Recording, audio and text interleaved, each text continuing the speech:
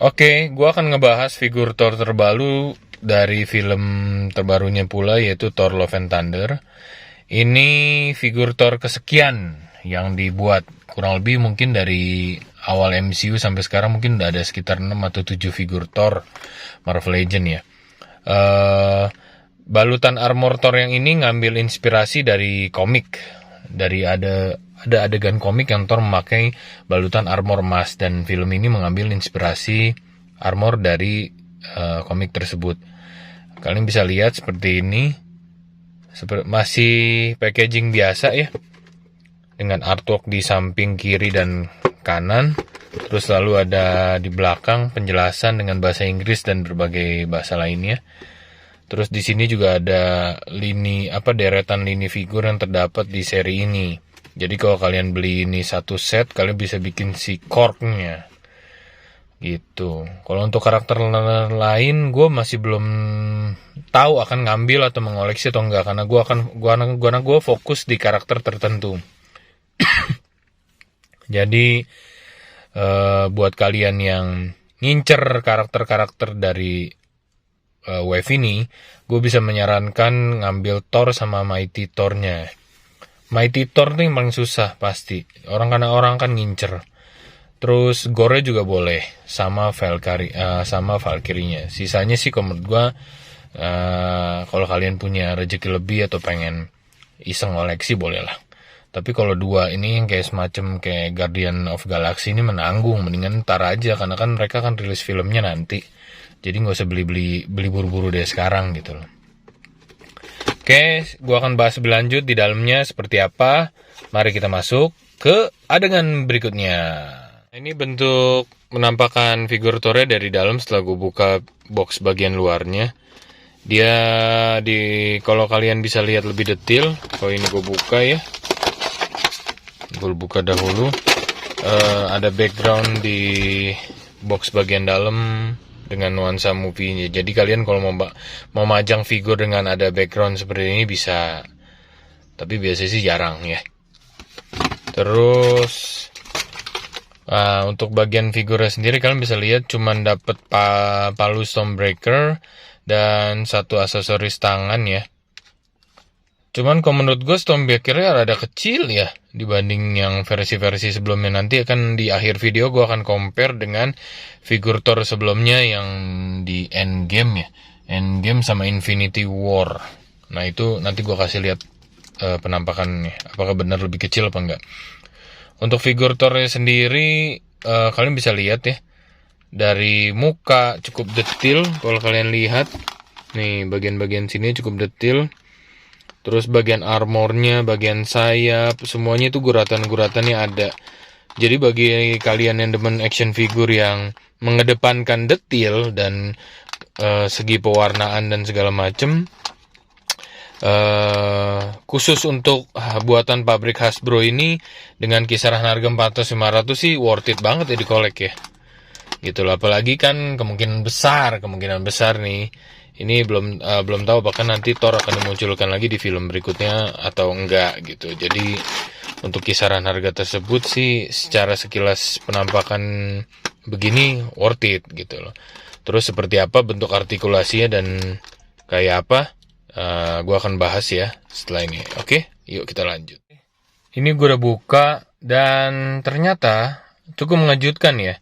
Gua kira figur Thor itu dari dulu tuh banyak kan kaku, nggak begitu fleksibel, terutama di bagian kepala, karena dia kan ada rambut panjang sama helmnya. Nah ini kalau untuk di gerakan kiri kanan kan dari dulu tuh dia memang agak susah gitu loh. Dan ternyata di figur ini gampang banget guys. Kalian buat ke kiri ke kanan, karena mungkin dia bagian rambutnya ini dibuat seperti ini kan, jadi dia tidak nyentuh bagian pundak sama bagian sayap. Jadi memudahkan para Thor-nya untuk berputar kiri kanan dengan fleksibel banget. Nih kalian bisa lihat tuh. Bagus ya. Sayang sih padahal lebih bagus lagi kalau dibuat versi kepala satu lagi nggak pakai helm. Karena di film juga kemunculan cuma singkat banget nih. Terus untuk biasa jubah dia pakai bagian karet ya. Cuman karetnya nggak terlalu kaku ya. Jadi kalian bisa buka sampai kayak begini nih. Ya kan. Nggak terlalu kaku, bisa dilipet tuh. Ya, jadi kalau ya apalagi kalau yang demen di pose-pose mungkin bisa di custom jadi pakai fabrik, biasanya begitu. Tangan dia bisa pose begini dengan sempurna. Ini juga dia ngelekuknya bisa sampai seperti ini, ya. Terus cuman jeleknya kepalanya dia nggak bisa ngedongak ke bagian atas banget. Terus bagian dada dia juga nggak bisa nekuk banget, nggak bisa nekuk tuh, jadi cuman dikit. Terus untuk kaki dia nekuknya bisa sampai sini doang, nggak bisa terlalu dalam, ya. Cuman detailnya sih gila sih, bagus banget detailnya. Kalau yang demen detail kayak gue bilang tadi, ini sih highly recommended banget. Oke. Terus figurnya juga nggak gitu berat ya, dibanding figur-figur Thor Marvel Legends sebelumnya. Menurut gue ini figurnya lumayan ringan.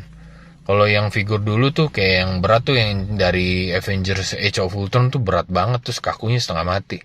Tapi kalau ini enggak. Jadi oke banget sih ini. Kalau kalian nyari sih dan harus ngoleksi, ya menurut gue. Terus setelah figur, kalian mungkin mau lihat Stormbreaker-nya tuh.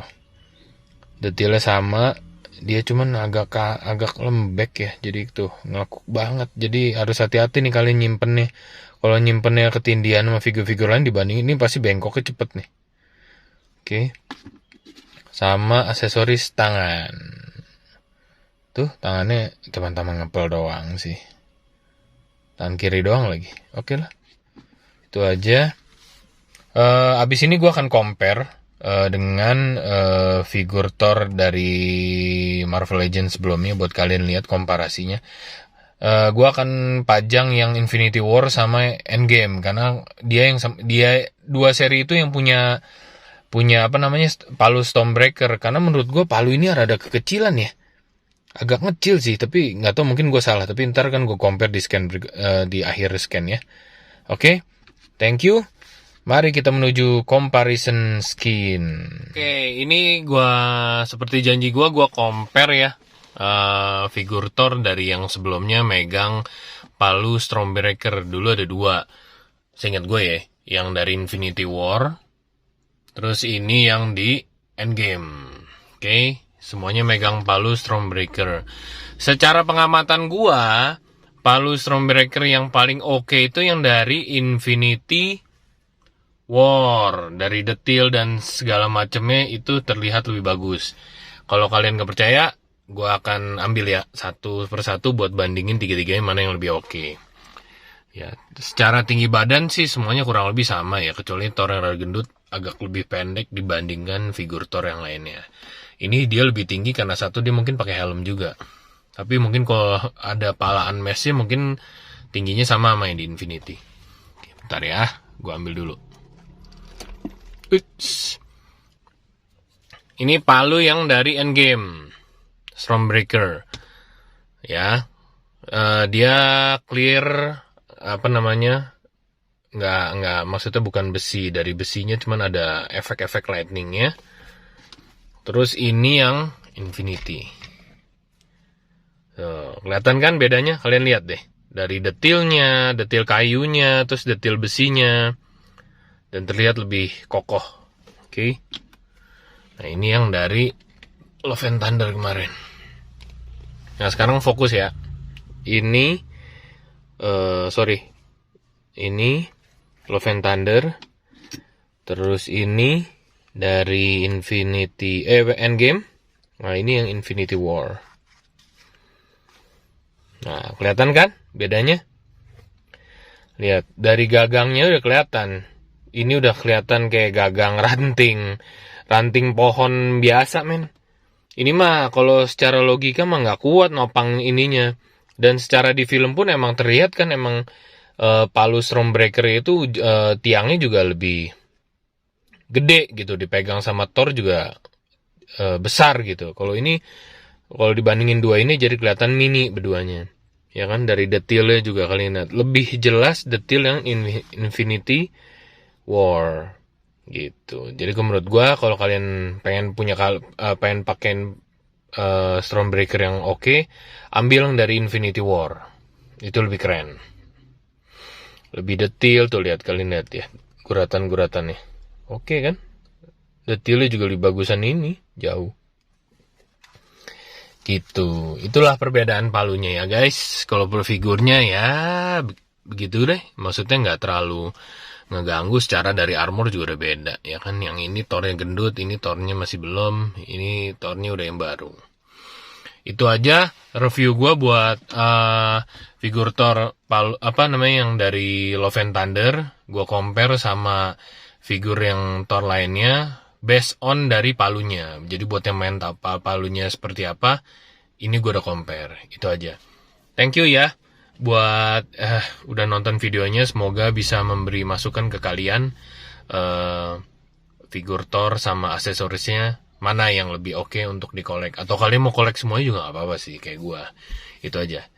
Thank you ya. See you on my next video. Bye-bye guys.